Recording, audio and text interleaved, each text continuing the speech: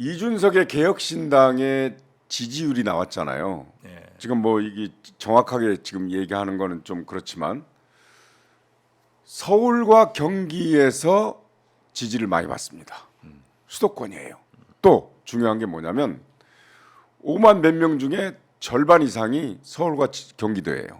경기도가 좀 더 많더라고. 그리고 그동안 민주당의 지지 기반이었던 30대, 40대, 50대예요.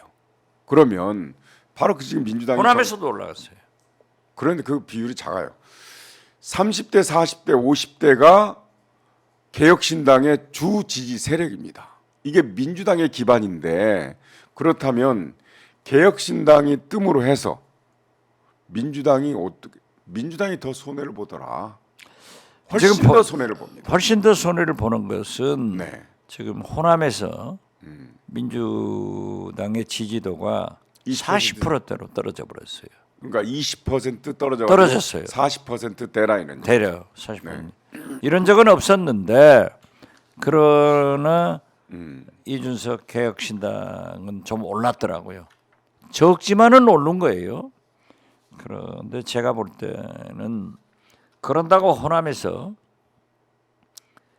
윤석열 대통령 국힘당을 지지하느냐 이건 절망이에요. 절대 당신들은 안 된다 하고 이낙연 소위 신당은 천만의 말이고 또 이준석 신당이 만약에 가능성이 있다고 하면은 아까 제가 얘기했던 천하람 변호사가 순천에서 옮겨갈까? 네네. 아직 옮겨간 건 아닌데 그렇게 보도가 봤어요. 그런 거 있는데 왜 그러냐? 민주당이 개혁 혁신을 안 하고 있는 거예요. 네. 개혁 혁신을 그렇기 때문에 저는 이재명 대표가 어제 퇴원해서 처음으로 받기를 해가지고 통합을 했잖아요. 통합을 부르짖었단 말이에요. 그러니까 저는 이재명 대표가 본격적으로 통합의 행보를 보고 또 친명 비명에 없다. 오직 민주당만 있고 윤석열 심판하자. 이렇게 하면서 소위 막말하고 좀 문제가 있는 사람들은 과감하게 혁신하는 그런 모습을 보이면은 저는 다시 돌아온다. 그래서 민주당이 빨리 개혁하고 혁신해라. 저는 네네. 그걸 주문합니다. 그 이제 민주당이 과반 의석을 차지할 것이다라고 너무 방심하고 있으면 안 된다는 게 되죠. 이번에 개혁신당 지지율을 보니까 30대, 40대, 50대 쭉 민주당의 지지 기반에서 개혁신당을 많이 지지한다고 그랬잖아요. 어떻게 됐든 네. 제가 경험해서 그러한 경험담을 이준석 위원장한테 많이 전수를 시켰어요. 호남을 홈베이스로 하는 안철수 신당이 네. 38석이 되더라. 그렇기 때문에 이준석 개혁신당은 영남을 홈베이스로 하기 때문에 호남은 다 먹어도 30석밖에 안 되는데 65석이 되니까 거기에서 잘하면은 4, 50석 능가한다라고 보는데 지금 보세요. 제가 볼 때는 이렇게 이준석 개혁신당이 서면은 우리 민주당도 국민의힘도 과반 의석을 하기가 굉장히 어려워질 거예요. 그렇기 때문에 우리 민주당은 지금 호소를 해야 돼요. 하기 전에 개혁하고 혁신해서 그 모습을 국민 앞에 보여야 되고 만약 윤석열 대통령이 의회 권력마저도 지배를 하면은 3년간 어떻게 우리 국민이 사느냐? 지난 2년간 우리 국민들에게 물어보세요. 살림살이가 나아졌습니까? 경제가 좋아졌습니까? 남북관계가 좋아졌습니까? 민주주의가 좋아졌습니까? 이런 심판을 하는 선거이기 때문에 우리 민주당이 빨리 개혁 혁신하고 그렇습니다. 단결하면은 저는 과반수 이상을 할 수 있다. 근데 그렇게 바로 봅니다. 이제 시장님께서 바로 염려하시는 그 부분이 어느 쪽에서의 문제가 되냐면 수도권이라는 거예요. 수도권이었대요. 수도권인데 개혁신당을 지지하는 사람들이 제일 많은 게 수도권이고. 아니 그러니까 개혁신당이 있지만은 국민의힘도 있고 또 민주당도 있고 이낙연 신당도 있어요.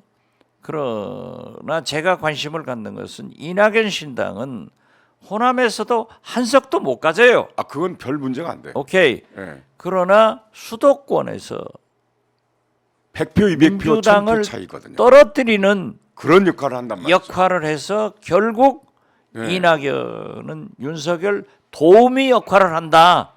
저는 그렇기 때문에 역사적 심판을 어떻게 받을 거냐 그걸 말하는 거예요. 이낙연 이낙연 당보다도 도우미예요. 윤석열 도우미. 그러니까 그 이낙연 당보다도 개혁신당의 바람이 수도권에서 불어버리면 1000표, 2000표 뭐 몇백 표 차이로 민주당이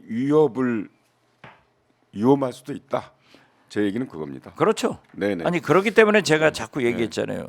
사당 체제 때 김대중 당이 3000표 미만 표로 수도권에서 32석이 떨어진 네. 저는 경험을 가졌다니까요. 그러니까 그런 위험이 있으니 시장님 말씀대로 개혁 정책 중에 뭐가 지금 우리 그 민주당 앞에 있냐면 바로 용해인 의원이 주장한 야권 비례 연합 정당입니다. 이건 지금 민주 진보 개혁 시민사회까지도 다 요구하는 상황이거든요. 저는 이런 게 개혁이잖아요. 용해인 의원을 한 번도 보지 못했지만은 의정 활동이나 네. 여러 가지 대국민 접촉을 하는 거 보니까는 소위 싹수가 있어요. 네네. 희망이 있어요. 네. 그래서 나는 우리 민주당에서 영입 인사 1호로 영입했으면 좋겠다 하는 의견을 전달했지만은 기본소득당이란 또 다른 네. 그러한 역할을 하고 있기 때문에 비례대표를 제가 얘기했잖아요.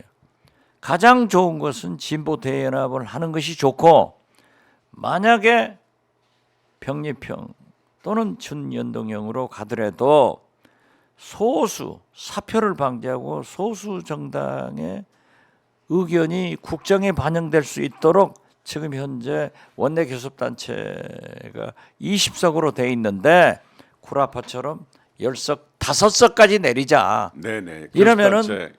된다. 네네. 그래서 저는 용해인 의원이 그렇게 주장한 것을 보고 바람직하다. 그러니까 하여튼 과거처럼 병립형으로 가면 결국 국힘당하고 야합한다는 얘기밖에 듣지 않고 그러면 개혁과는 거리가 멉니다. 민주당으로서는 의석 확보에 가장 그러면 바람직하겠죠. 그렇지만은 전체적으로 세력들로부터 그럼요. 엄청난 개혁이라고 비판을 하지 않습니다. 받아요. 그거는 퇴보지. 그런다고 또 준연동형으로 가서 위성정당을 창당해도 엄청난 위성정당이 아니고요. 아니 글쎄 네네. 비판을 받기 때문에 진보 대연합 네, 그래서 플러스 원내 교섭단체 구성 네네. 요건을 5석까지 내리자. 저는 그 말씀하는 거예요. 아마도 제가 이제 점을 치자면 천공 스승이 그런 네네네 천공보다도 더 정확하게 경만 점을 치자면 스승. 개혁 그러니까 진보 민주 진보 세력의 외연을 넓힘으로써 용해인 의원이 주장한 야권 비례 연합 정당을 구성한다면 교섭단체 훨씬 오버한다는 생각이 듭니다. 저는 왜냐하면 그렇게 봐요. 비례가 지금 47석이거든요. 예, 그 충분히 넘친다 하는 생각을 글쎄, 하는데 그렇기 때문에 네네. 그러한 진보연합 제가 가장 주장한 게 과거에 민노당하고도 네네 지역에서도 해물어서